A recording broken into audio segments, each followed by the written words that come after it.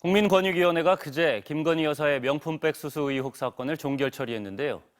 김 여사뿐만 아니라 공직자인 윤석열 대통령에 대해서도 권익위가 면죄부를 준 것 아니냐는 비판이 나오고 있습니다.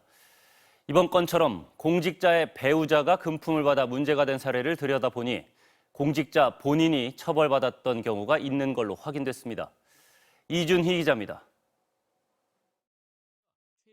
김건희 여사가 300만 원짜리 디올백을 받는 장면은 영상에 그대로 담겼습니다. 아니 이거 자꾸 왜 세우세요? 아유 그냥 뭐 다음부터는 뭐 못해도. 진품이라면 100만 원이 넘으니 금액 기준으로는 청탁금지법 위반입니다. 하지만 청탁금지법으로는 김 여사를 처벌할 수는 없습니다. 배우자는 처벌 조항이 없기 때문입니다. 하지만 조사까지 하지 말라는 건 아닙니다.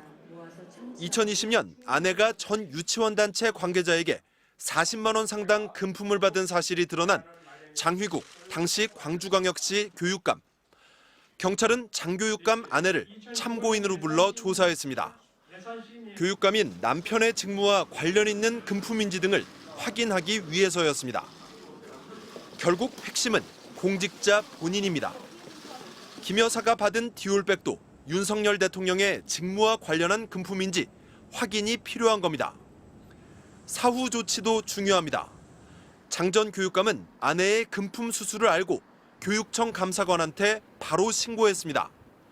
서면으로 신고하면 공직자도 처벌을 피할 수 있습니다. 하지만 윤 대통령이 김 여사의 디올백 수수 사실을 알고 서면으로 신고했는지는 확인되지 않고 있습니다.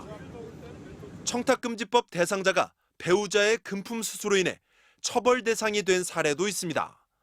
권익위 사례집을 보면 한 학교의 교직원 친목회 임원들이 교장의 남편에게 320만 원을 주었다 과태료 처분을 받은 사례가 나옵니다.